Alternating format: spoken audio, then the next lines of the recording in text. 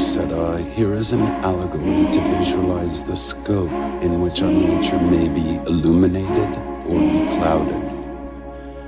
Envision the state of men inhabiting a kind of cavernous subterranean chamber whose entrance is exposed to the light and is preceded by a long passageway down into a cave. The prisoners have been here since childhood, chained by their legs and necks to limit movement and vision, so that only what is in front of them can be seen. The chains will not allow their heads to turn. Further up is the light from a fire which burns from behind the men. Between the captives and the fire is a trail with a parapet built along it, like a partition at a puppet show, hiding the performers as they animate their puppets over the topside. Imagine that behind this partition, people are moving along and carrying various synthetic objects, including figures of men and animals made from wood, stone, or other materials, whose forms are projected above the parapet. Some will be talking, others are silent. Captives within such a form of confinement would have seen nothing of themselves or of one another, except for the shadows thrust by the firelight onto the wall of the cave facing them. Or would they? If they could speak to each other, would they not presume that their conversation referred only to those moving shadows within their sights? Suppose that in this prison there was an echo coming from the wall facing the prisoners. When one of the persons crossing behind them would speak, the prisoners could only assume that the sound had come from the shadow passing right before their sights. Reality, then, to these prisoners would be established in the form of nothing but shadows from artificial objects. Imagine if one captive was set free, forced to quickly rise, turn his head, and walk with eyes elevated to the light. Such movements would bring pain.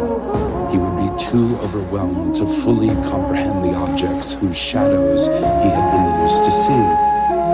If he were forced to focus on the light from the fire, would he not feel his eyes aching, thus prompting him to escape and turn back to the objects that were in plain view, persuaded that they were much clearer than the new objects shown to him? What if someone dragged him up the course and lofty climb into the sunlight? Would he not feel pain and irritation from such treatment?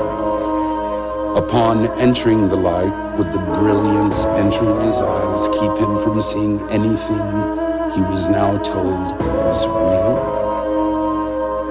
He would need to adapt prior to seeing what was in the upper world. Finally, he could then view the sun and ponder its nature. He would now begin to conclude that the sun controls and is responsible for everything in the visible world, and in a way is the root of everything that he and his counterparts used to witness. If reminded of his fellow captives and what was past his sagacity in his previous place of dwelling, the change would bring him happy thoughts, but also pity for them. Would our liberated captive prefer to live his old life over enduring what may lie ahead? What would happen if he had chosen to return to his former place of confinement in the cave? He would find his eyes filled with darkness, coming abruptly out of the sunlight. It would take some time for his eyes to adjust. While his eyes adjusted, it may be compulsory for him to provide a point of view regarding those shadows on the wall, competing with those prisoners who had not been released. All of this while they laugh at him and say how all that was gained from his ascent was his return with loss of sight. It would surely kill the one who was trying to set them free and lead them out of darkness if they could lay their hands upon him. My dear Glaucon, every detail in this allegory is meant to align with our prior study.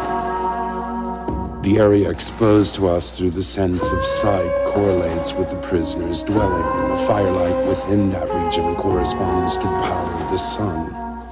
The climb to explore the upper world may be characterized as the soul's rising into the realm of the knowledgeable. The form of goodness, with tremendous difficulty, is the final idea to be grasped within the sphere of wisdom. Upon recognition, one must conclude that this is the root of whatever is good and just. In the visible world, it gives birth to light and to the ruler of light. In the conceptual world, it is the autonomous progenitor of truth and intelligence. Without experiencing vision of the form of goodness, one cannot engage with wisdom in matters of state or in personal lives. If correct, then we must conclude that education is not what some claim it to be by those who pretend to place knowledge within a soul that does not carry it, as if sight can be placed within eyes that are blind. Actually, our own understanding proclaims that every man's soul possesses the ability of learning the truth and the organ to identify that truth with, just as someone may have to turn their entire body in order to expose an eye to light over darkness.